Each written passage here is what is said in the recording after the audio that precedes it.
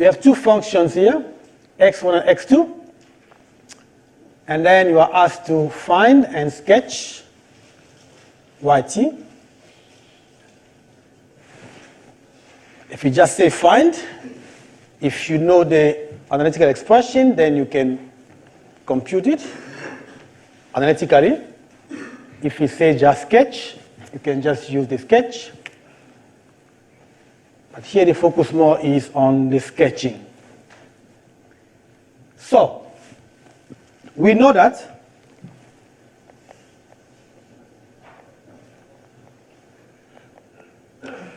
if the system is causal, of course, we start with 0 up to t. We just keep the normal formula.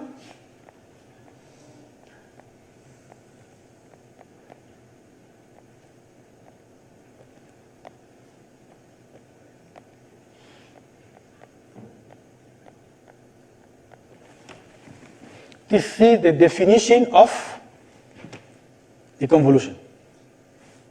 But what is really happening here?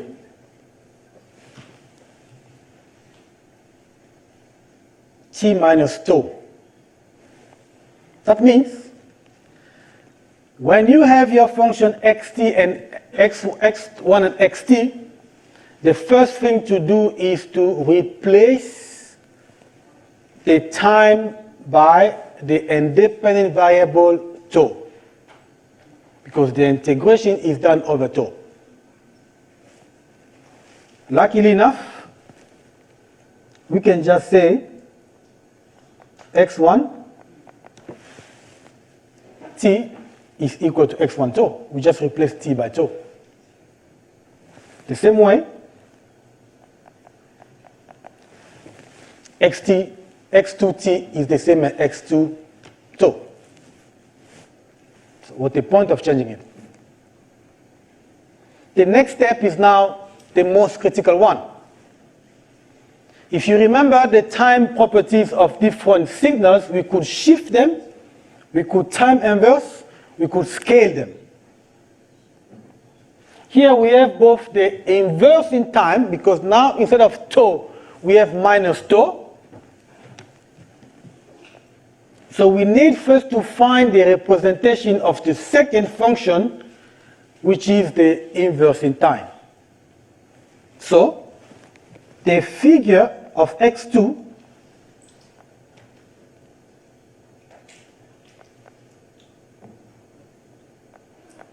now we are in tau. We can define phi tau equal to x2 minus tau. We are flipping the function. So 1 here becomes minus 1, minus 2 becomes 2. So this is our function x2 minus tau, or phi tau. Then what happened? We start now to look at it, the translation in time. So we are behaving in the tau domain here, while our output will be in time, because at some point we will have time will be a constant, then we are only integrating over tau, so time will remain. Now we have a copy of x2 minus tau. Then I can add t1 and shift the function this way if t1 is above 0, or I can add t2, shift it this way if t2 is below 0. So now I can do the movement. So let's use a next one here. What we have now is our x1, then we have our x2,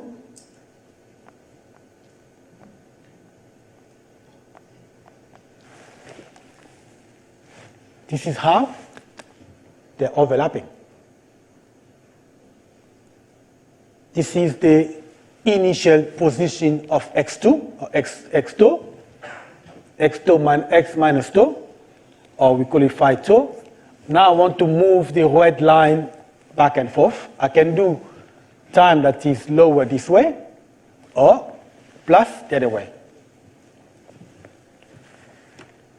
When can I have, if I shift the red line to my left, when do I have those functions not overlapping?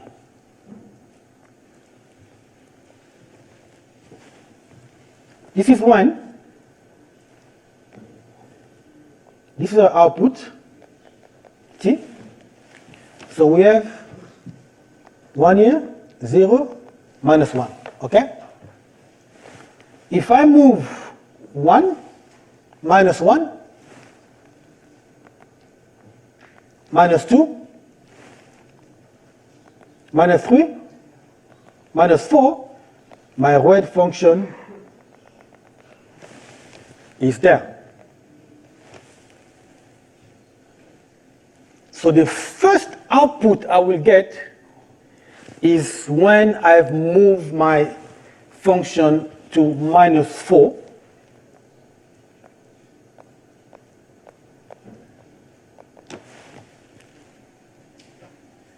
Just before minus 4, this function is 0.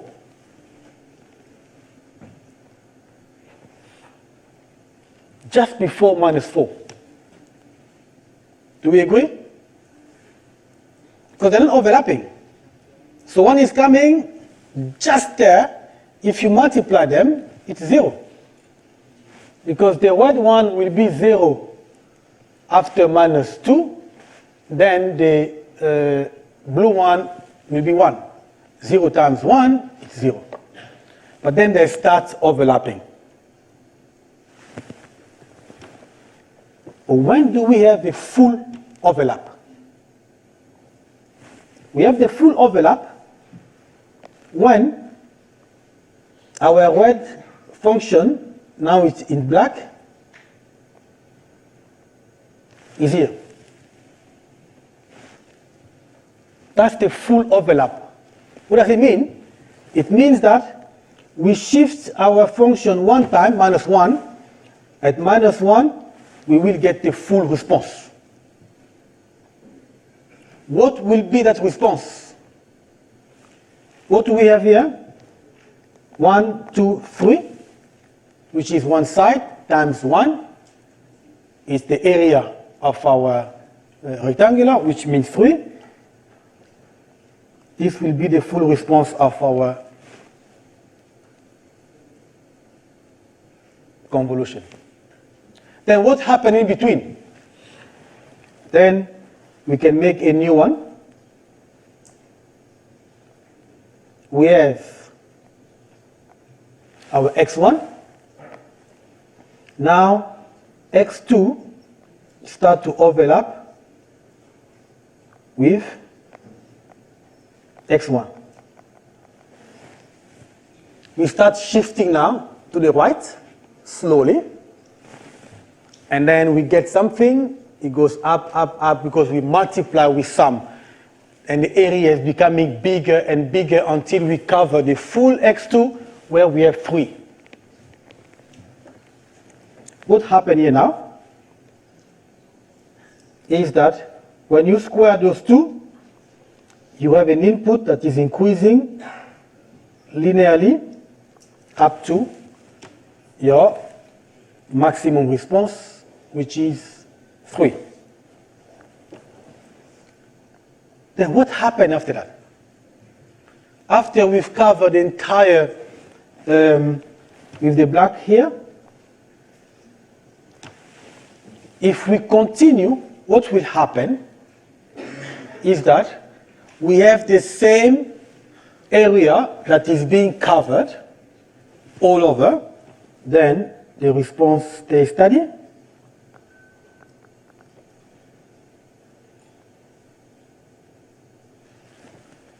Over the entire interval. So you take the second function, you flip it over time, then you start moving it first to the left, then you start moving, multiplication, summing, multiply, sum, and so on, until, in this case, they will never disappear, because x2 is continuously running to infinity. That means once we reach the top level of 3, then we can continue to infinity.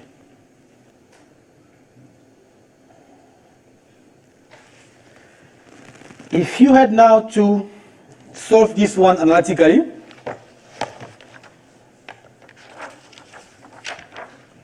what will happen is that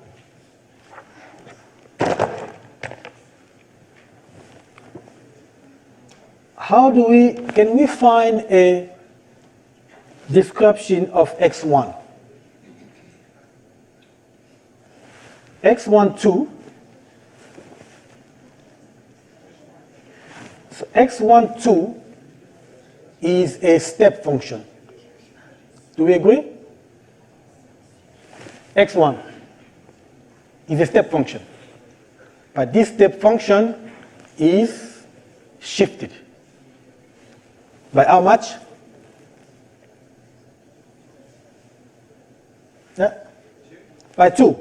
So we can write it as u t plus 2. The step function shifted to the left. Then x2 is a square. And we discussed squaring is typically subtracting two different step functions. In this case, we have 2 minus t minus 1. So the expressions of our functions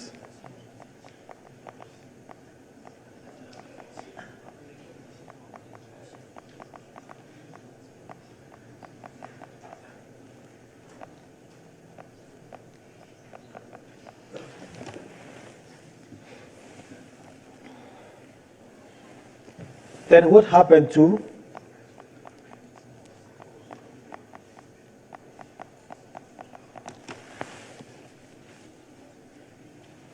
this is what?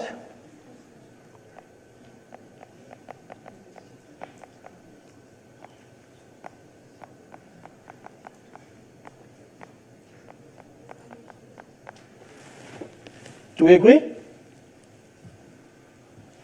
I'm replacing x2 by its description, and then x1 with its description as well.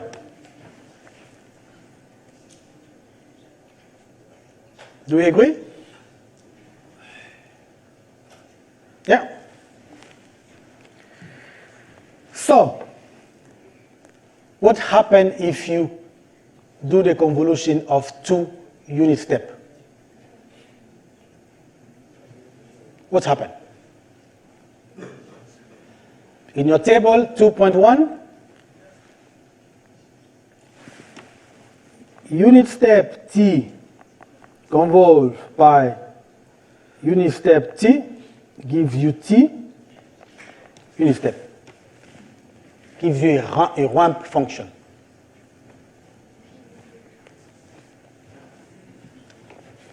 And of course, if you do the convolution of x1 t minus 1, you delay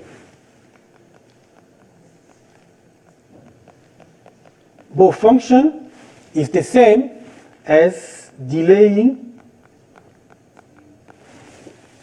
the output with the 2 delays. We're going to make use of those 2 properties to find the response of x1t convolved with x2t. This is a parenthesis. Then we go over here. What we get is the convolution between two, this is 2, huh?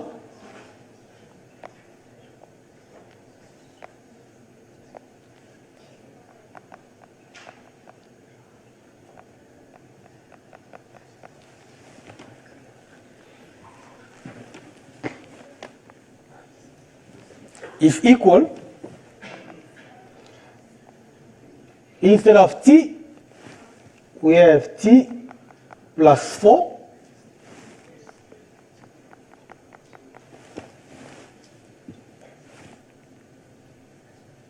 we use the first one, which gives us the t, and then we use the second one, which is the shifting of the input before convolution. The second one is we just take this one. Now we take this one. It's a minus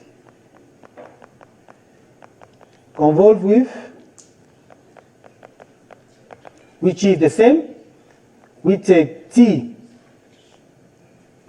plus 2 minus 1, u t plus 2 minus 1 minus t plus 1 ut plus 1. So our result is actually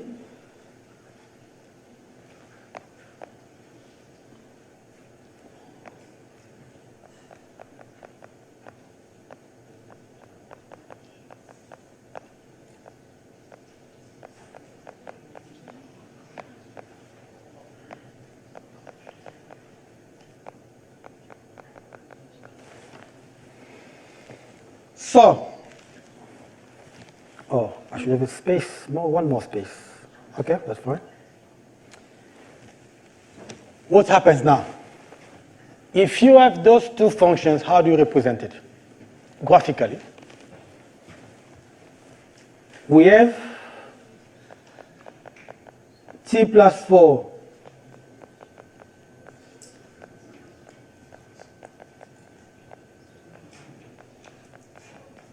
okay? Let's take this one first. This is a simple line. It's a simple line passing through 4. Okay? With a connection 1, 2, 3, 4 minus 4. This will be our line. The first one here. The second one is a line minus t minus 1. It passes through minus 1. Okay? Then it goes like this. They have the same slope. Minus 4. Our ut demands that our function is 0 before minus 4. Our t plus 1 demands that this function is 0 before, and then comes like this. What will happen now? We have this function, and then this one over here. If we start adding those two, they will start interacting around here. Okay? So the response is this guy minus 0. It's still the same. From here, we start adding the red and the blue because they have the same slope. The addition is a constant. It's like taking t plus 4 minus t equal to 3. And that's the representation of the output of your convolution.